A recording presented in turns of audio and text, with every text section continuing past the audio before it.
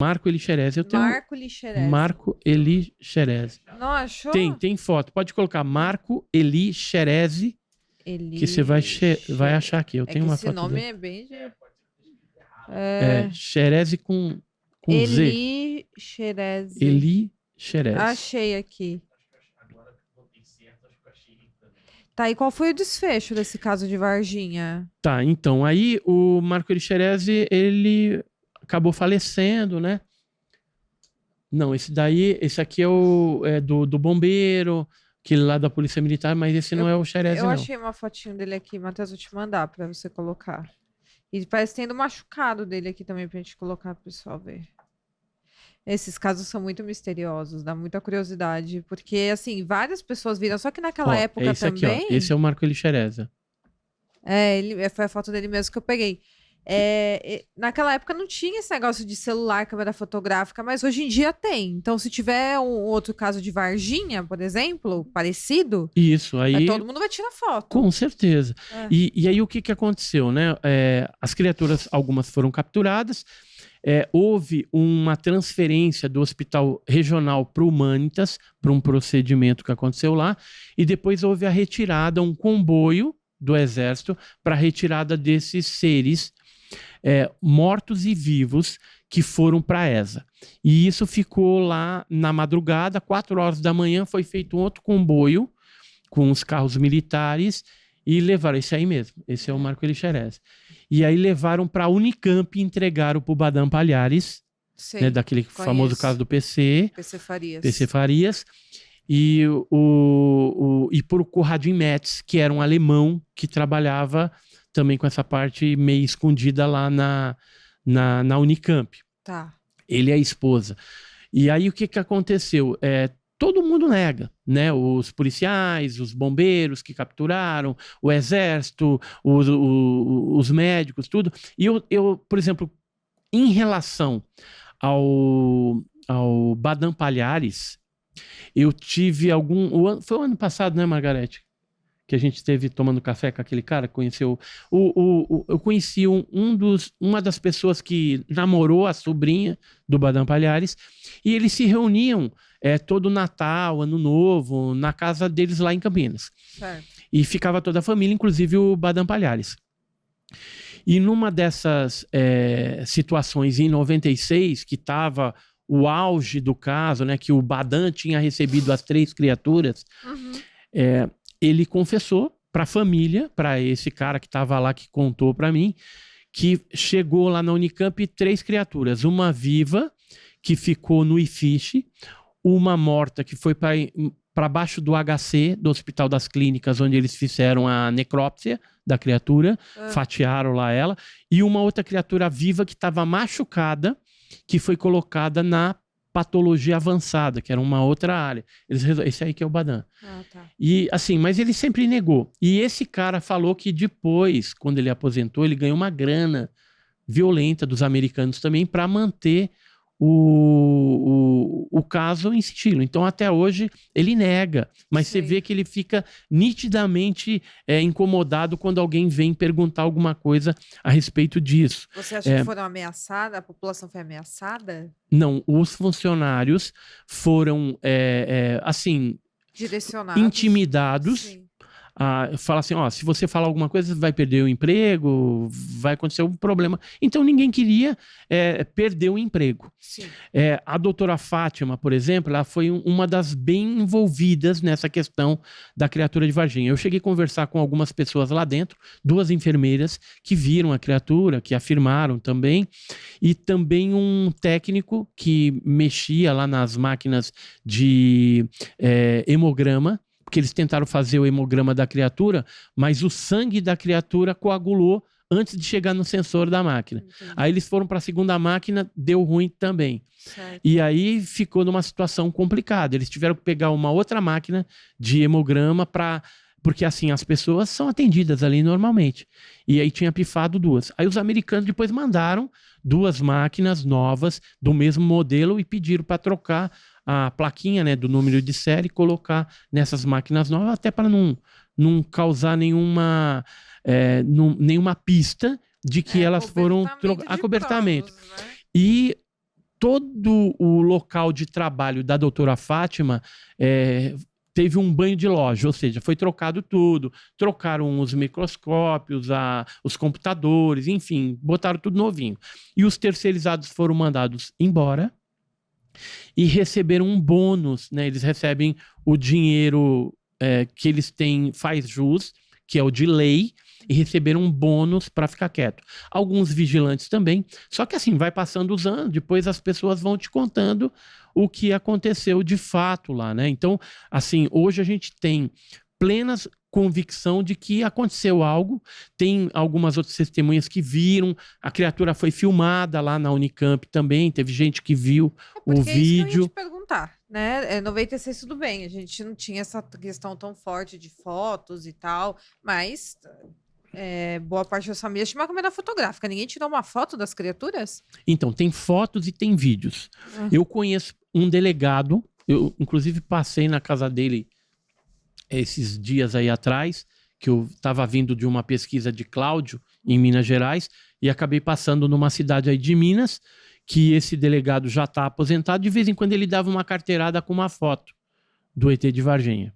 Você viu? Eu não vi, mas eu conheço uma pessoa que me deu entrevista, eu tenho gravado esse vídeo, ela viu das mãos desse delegado. Entendi. Tá? E assim, eu vou tentar com ele. Não sei se ele vai me passar isso daí em algum momento. Você vai ter que ir com uma câmera escondida, já vou te dar a dica. Já vai com uma câmera escondida já pra você gravar. Se você ver a foto, já filmar a foto e depois você colocar na internet. Mas tem, por exemplo, a família de um médico que tem o vídeo também que foi feito no regional. Uhum. O doutor Ítalo, por exemplo, Ítalo Venturini, né? Eu tenho vários médicos aqui que eu cito no livro. Uhum. Esse aqui, por exemplo, conversou com o ortopedista que arrumou a perna da criatura atropelada, que é o Dr. Roger Carleir. Ele conversou com o médico, né? Veio dos Estados Unidos para cá para conversar. Mas e a criatura viva? O que aconteceu com ela? Então, a viva e morta, ela, aqui ó, um desenho que foi feito no regional por um dos enfermeiros, né? Mas eu queria ver só uma coisa aqui, deixa eu ver se eu acho. Tem um médico que é o doutor... Deixa eu ver se tá mais pra cá, tá mais pra lá. Fizeram vários desenhos. Aqui ó, o Badam Palhares. Certo. Você tem toda a linha do tempo aí nesse livro, aqui, né? Eu tava vendo. Esse aqui são os ortopedistas, ou um ou outro que cuidou do joelho do ET. Eu acredito que é esse, tá? Tá. Pelo que ele colocou no Facebook uns anos atrás, só que ele apagou agora a postagem, mas eu tenho impressa. O que ele colocou? Ele falou da visita aqui ó, ele falou da visita do Dr. Roger Carleir. Tá aqui ó. Acho que é esse então é isso aqui. Nova notícia sobre o ET de Varginha, caso acontecido na Ortomed entre eu e americanos. O intérprete deles me disse, temos provas que foi o senhor quem cuidou da fratura no pé do ET e suturou os seus ferimentos e apresentou como prova a escala oficial de plantões da ortopedia no Hospital Regional de Varginha. E meu nome constava na lista no dia em que o ET havia sido capturado. Então, aí esse médico, ele fala que não foi ele, que quem estava... Embora ele tivesse no plantão, o nome dele no plantão, mas era esse aqui. Então, ou foi um ou foi outro. Mas pelo que ele colocou no Facebook e depois apagou, provavelmente é ele. Tá? E ele deu o depoimento pro Dr. Roger Carleir, que escreveu um livro, que é esse cara aqui, ó, Dr. Roger Carleir, que escreveu esse livro, UFO Crash em Brasil, sobre o caso Varginha. Tá em inglês. Qual que foi a combinação deles? O médico do regional falou que só daria o depoimento para ele se ele publicasse só em língua inglesa, nunca em português, porque senão complica para ele. E aí ele fez isso. Tá? O Dr. Roger acabou publicando essa questão aí. E o médico, o doutor... Aqui, ó. Esse aqui é o doutor Cesário, que cuidou do Marco Elixerese, e esse aqui é o doutor Janine, que fez a autópsia. Certo. E a criatura viva? Eu entrevistando o doutor Janine na casa dele, tá? Então tem os exames. A criatura viva, você me respondeu para onde ela foi? Então, a viva, ela foi para a Unicamp também. A gente tem 2 que chegaram na Unicamp, mas essas 3 criaturas que foram para lá, elas foram retiradas depois pelos americanos colocadas num avião C-17 que estava pousado num hangar lá em Viracopos. Então, esse avião chegou no dia 20 de janeiro, ficou lá um tempo até que eles fizeram o que tinham que fazer, depois pegaram as criaturas, a nave e levaram embora para a Área 51 lá nos Estados E a Unidos. Força Militar deixou do Brasil fazer isso? Eles deixaram? Levar embora? Deixou porque tem um acordo entre o governo brasileiro e americano nessa questão de OVNI. Vou te mostrar uns documentos que eu comprovo isso. Tá. Mas já eu te mostro isso. Deixa eu só complementar. Uma criatura viva também, há um indício, um depoimento de que ela teria sido levada para o Aramar, que é uma instalação da Marinha que mexe com energia nuclear, aquela coisa toda. Para você ter uma ideia, existem 3 bases sensíveis que mexem com energia nuclear, e quando tem alguma coisa de OVNI, ou nave, ou seres biológicos não terrestres, vai para lá. Certo. Então, da Marinha é Aramar, que fica em Sorocaba. Do Exército é o CX, que fica no Rio de Janeiro. E da Aeronáutica é o CTA, Entendi. que fica em São José dos Campos, que é a nossa área 51 tecnológica. A gente tem uma área 51 também. Temos uma área 51 tecnológica no Brasil. Embora, assim, não fica muita coisa aqui. A maioria a gente dá de mão beijada para os americanos. Por quê? Porque o Brasil não se interessa por esse tema? Não, porque existe um acordo de longa data. Deixa eu ver se eu acho aqui. Essa era uma das perguntas. Como que o Brasil lida com isso? Pelo jeito não lida, né? Ele manda para fora. Desde 42 existe um acordo, porque eles acham que os americanos têm mais expertise para fazer engenharia reversa. Então acabou indo para lá. Aqui, ó. Esse aqui é um dos documentos. Vamos achar aqui.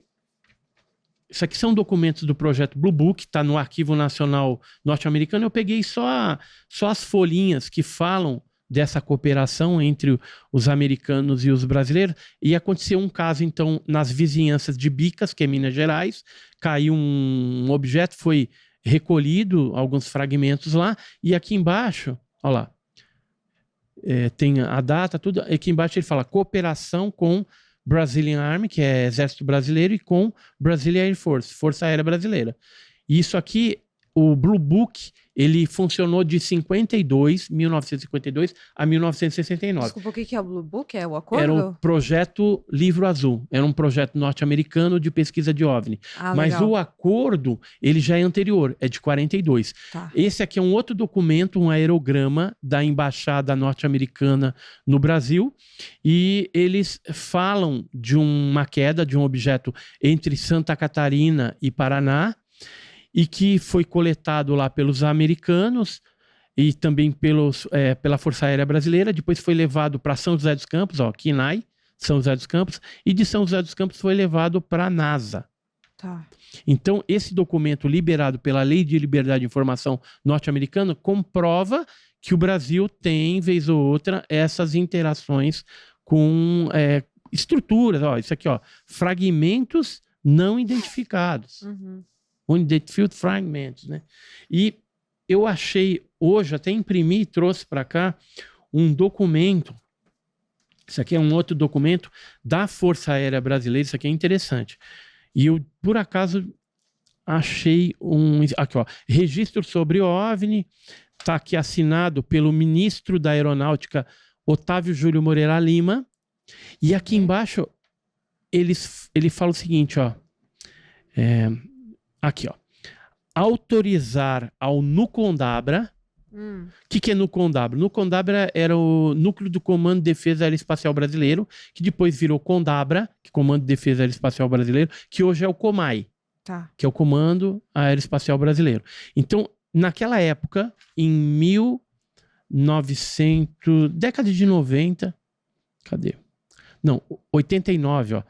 28 de fevereiro de 89, Otávio Júlio Moreira Lima faz aqui todo um específico, uns normativos sobre OVNI, como que deve atuar, e ele fala aqui, autorizar a todos os comandos e departamentos o contato direto com o Condabra, que trata do assunto objeto deste aviso, que é os objetos voadores, olha lá, registro de OVNI. Tá. E aí aqui embaixo que está um negócio internacional, ó, autorizar ao Nucondabra contato direto com todas as entidades afins, nacionais e internacionais, militares e civis, quando necessário. Então, é um documento da Força Aérea, assinado por um ministro, e que cita essa interação com o americano também.